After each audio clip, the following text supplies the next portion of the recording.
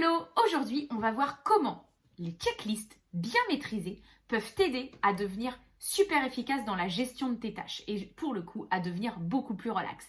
Parce que si tu as des listes que tu fais, des tâches que tu fais régulièrement de manière récurrente, mais que régulièrement, tu te poses la question de savoir exactement ce que tu as à faire. Par là, j'entends qu'à chaque fois que tu dois faire ces tâches répétitives, tu te poses la question, tu réfléchis pour savoir si tu n'as pas oublié quelque chose.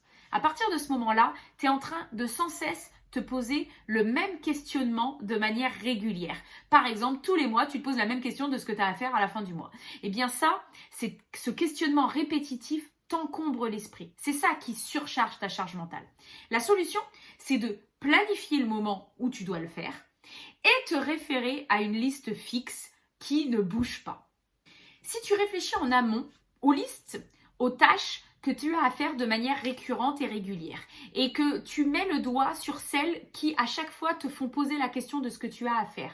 Alors à ce moment-là, tu tiens peut-être l'opportunité de créer une checklist pertinente puisque tu vas y réfléchir une bonne fois pour toutes et ensuite elle sera dans un coin bien au chaud, elle t'attendra à chaque fois que tu devras t'y référer et tu n'auras plus besoin de te demander sans cesse « Non mais qu'est-ce que j'avais dit, que je... Ah oui, il ne faut pas que j'oublie de faire ça, Pour que ça soit plus clair, je vais te donner un exemple personnel de checklist que j'ai optimisé et qui me permet du coup de ne plus rien oublier.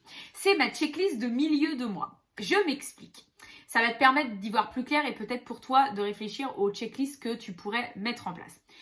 Tous les mois, au milieu de mois, j'ai ma déclaration de TVA à faire. Ça, j'oubliais jamais. Ça, c'est typiquement une tâche répétitive que je n'oublie pas. Enfin, c'est calé, avant le 20 du mois, tu fais ta déclaration de TVA. Donc, je me le notais pas. En revanche, à côté de ça, en petite tâche satellite, il faut que je mette à jour mon suivi de gestion par rapport à mon chiffre d'affaires et tout ça. Et qu'ensuite, je saisisse aussi les factures. Ça, c'est des petites tâches, disons, de comptabilité. Mais j'avais aussi des tâches pas forcément hyper importantes, mais quand même importantes à faire de temps en temps. Tâches que je ne faisais jamais tant que c'était pas noté quelque part. Je donne un exemple tout bête qui certainement te parlera. C'est par exemple vider le dossier de téléchargement de ton ordinateur ou faire la sauvegarde de ton ordinateur. Ça, c'est typiquement quelque chose que je fais une fois tous les 6 mois, alors que j'aurais aimé le faire de manière régulière.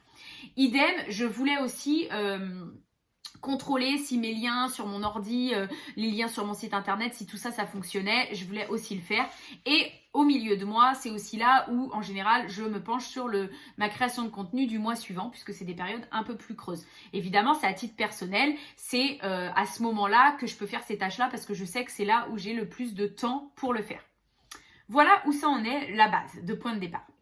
Et donc, je me suis dit, tous les mois, je me posais la question de créer... ah oui, ça faut que... mince, j'ai encore oublié de faire le téléchargement de mon ordinateur. J'ai encore oublié de vider le téléchargement. J'ai encore oublié de faire la sauvegarde de mon ordinateur. Donc, ce que j'ai fait, j'ai créé une checklist de fin de mois. Une grosse checklist de fin de mois, de milieu de mois, pardon, dans laquelle j'ai regroupé ces 3 mini-thèmes, en fait. J'ai regroupé la compta. Je vais le mettre quelque part dans l'image. La compta avec du coup déclaration de TVA, suivi de mon tableau de gestion et ensuite saisie des factures. J'ai regroupé la partie que j'appelle communication avec du coup vérifier mes liens et programmer mon contenu pour le mois suivant. Et j'ai aussi mis la petite liste administrative générale, sauvegarder mon ordi et vider le dossier de téléchargement avec 2-3 autres trucs dedans. Et ça, c'est ce que moi j'appelle ma checklist de milieu de mois. Et ce que je fais et où ça devient très intéressant, c'est que j'y ai réfléchi une fois. Ah oui, je voudrais faire ça au milieu de mois, je voudrais faire ça. Ma liste est calée, elle est mise quelque part. Et quand je vais pour planifier mon mois, je sais du coup pour le coup à peu près quand est-ce que je dois au maximum avoir terminé cette checklist pour ma déclaration de TVA. Donc dans mon agenda, je me cale un bloc de temps et je mets CAC, communication, administratif, comptabilité. J'ai l'impression de faire partie du CAC 40. Je mets tout doux CAC, je sais à quoi ça correspond, mais je sais aussi que quand je vais aller sur mon ordi, sur mon agenda, le jour ou la semaine où c'est prévu, j'aurai pas besoin de me redire « Ah oui mince, alors avec ma déclaration de TVA, il fallait aussi que je fasse mon tableau de suivi, il faut que je fasse ça, Non, je sais que ma checklist, j'y vais, je coche quand c'est fait, ouais c'est bon, ça c'est fait. Ah oui, ça c'est vrai que j'avais dit que je le fais. Et voilà comment j'ai créé une checklist où j'ai rassemblé plusieurs petites qui étaient que dans ma tête, hein, pour en faire une globale dans un endroit précis. Donc voilà, tu planifies le moment et tu te réfères à une liste fixe qui en fait te demande de l'énergie. Évidemment, je dis pas de faire des checklists pour des trucs que tu fais mais sans même y réfléchir. Tout ce qui est instinctif et qui vient qui va de bon sens et que tu fais déjà, ne le note pas. Mais toutes les petites choses que tu penses pas à faire ou qu'en fait te demandent, mais rien que tu regarderas à la suite de cette vidéo dans tes actions quotidiennes, est-ce qu'il y a des choses que tu fais régulièrement mais qu'à chaque fois tu te poses la question de savoir ce que tu as à mettre dedans. Et bien là, c'est l'occasion de te dire, ah mais il y a peut-être moyen de faire une checklist et j'y réfléchis une bonne fois pour toutes et après je suis terminée. Petit récap pour les checklists et petits conseils pour que te les rendre encore plus pertinentes et que tu puisses te les approprier. Alors, tu peux faire des checklists par période ou par moment où tu vas le faire.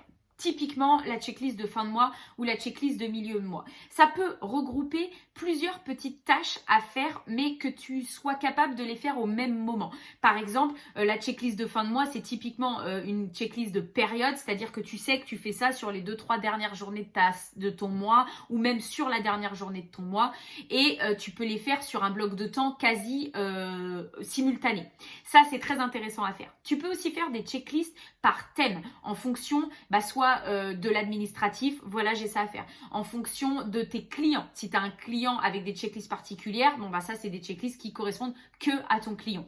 Donc ça, c'est plutôt des checklists par thème plutôt que par période, c'est-à-dire que tu en auras besoin un peu tout le temps dans l'année, dans la journée, mais tu dois impérativement, par contre, n'importe quelle checklist que tu fais, les mettre au même endroit. Le problème des checklists, c'est si tu en as partout, au final, tu vas perdre plus de temps. Tu vas te dire, ah mais je sais pas où je l'ai mise, donc tu vas réfléchir à ta checklist.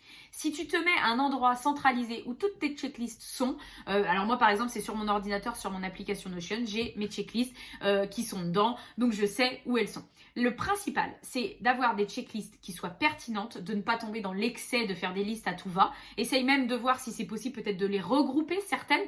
Comme je t'ai dit tout à l'heure, moi j'ai regroupé communication, administratif et compta parce que je pouvais faire ces trois-là en même temps. Du coup, j'en ai plus qu'une seule grosse.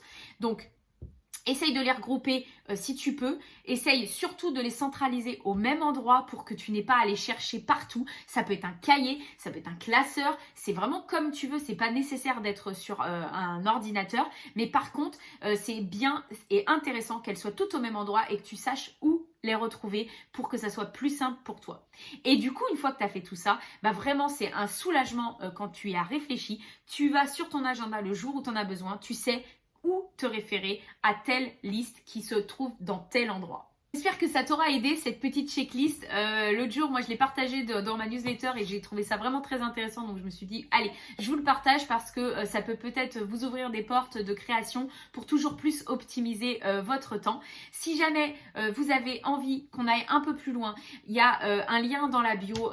Tu peux réserver un appel, c'est 30 minutes, c'est gratuit. Et pendant ce temps-là, qu'est-ce qu'on fait? On regarde sur quoi toi précisément il faut que tu travailles, qu'est-ce que tu peux optimiser, quelles pourraient être les solutions pour que tu t'améliores et on voit tout ça ensemble par téléphone. Donc si jamais ça t'intéresse, je te laisse cliquer dans le lien. Et il y a aussi une formation que j'ai créée où là pour le coup c'est totalement en autonomie. Il y a plusieurs modules et on revoit surtout tes objectifs pour recaler tout ça. Je te laisse et je te souhaite une très belle journée ou une belle soirée, ça dépend. Et je te dis à bientôt.